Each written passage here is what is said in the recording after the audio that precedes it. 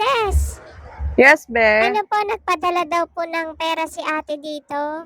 Pinapakuha po ni mama. Nagpadala si ate mo? Apa, Kailan? kanina pa daw po eh. Kanina pa? Magkano? Apa, ano po, 2,300 po. 2-3? Teka lang ha.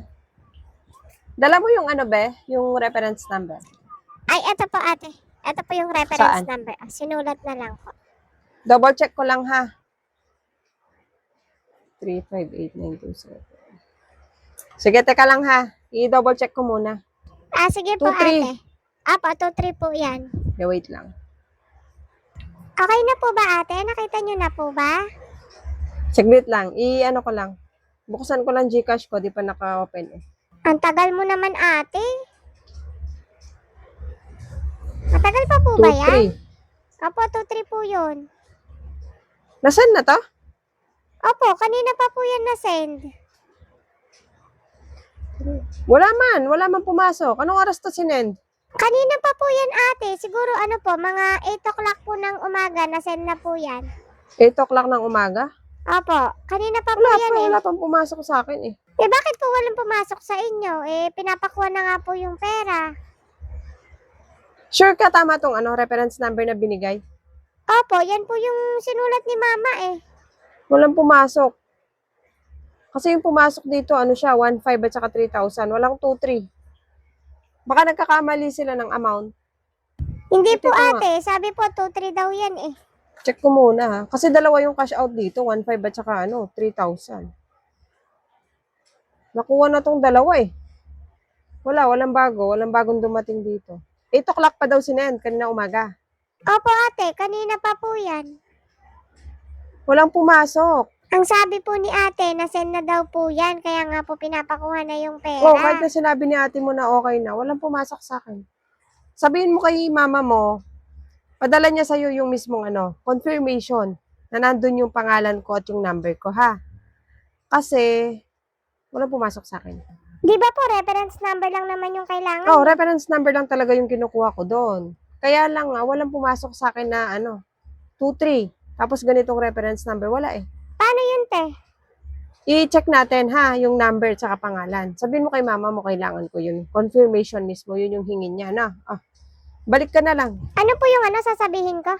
Confirmation ka mo, yung nandun yung mismong resibo, yung screenshot ba, na nandun yung pangalan ko at yung number ko, ha? Sige po. Nandun naman yung reference number. Sige po, sige po. Balik Para na lang ma-check po ko ako, lang ate. kung dito ba nag-send o ano. Kasi walang pumasok sa akin. Kung dito siya nag-send, nandito yon. Pero walang pumasok. Sige po. Ha, balik Okay ka na po, lang, ate. ne. Babalik na lang po ako. Sige, balik ka na lang. Hintayin kita, na. A few moments later. Ate, Ano be? okay na daw po, sabi po ni ate sa akin. Kaya pinapakuha na po niya yung pera. Nasend Dala mo na po yung yun eh. confirmation. Andito po sa cellphone, hanapin ko muna po. Sige, Sinend na hanapin po mo niya muna. eh. Sinabi nga po niya, kanina pa daw po yan na-send eh. Oo nga, kahit nga sinabi ni ate mo na na-send na, kung wala namang pumasok sa akin, paano ako magbibigay ng pera? Check natin.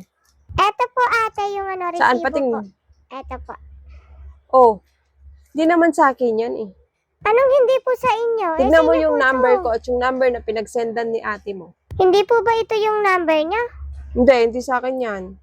Kanino naman po kaya number ito ate? Hindi ko alam kung kanino sinend ni ate mo. Try mo dito sa kabilang tindahan o kaya dun sa isa pa. Check mo yung number nila.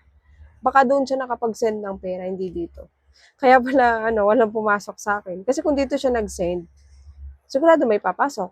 Katulad yan, kaya pala walang pumasok sa akin kasi sa ibang number. Di ba po ate, dito naman lagi nagsisend ng pera si ate? Oh, dito siya nagka-cash out. Ewan ko, bakit, ibang number yung pinagsendan niya. Ayan tingnan mo. 2-3, tama naman. Yung reference number na binigay mo, tama din. Yun lang, yung number ko at yung number na pinagsendan ng ate mo, magkaiba. Ayan yung number ko, 0936. Tapos tingnan mo yung pinagsendan mo. JNB yung nakalagay na pangalan.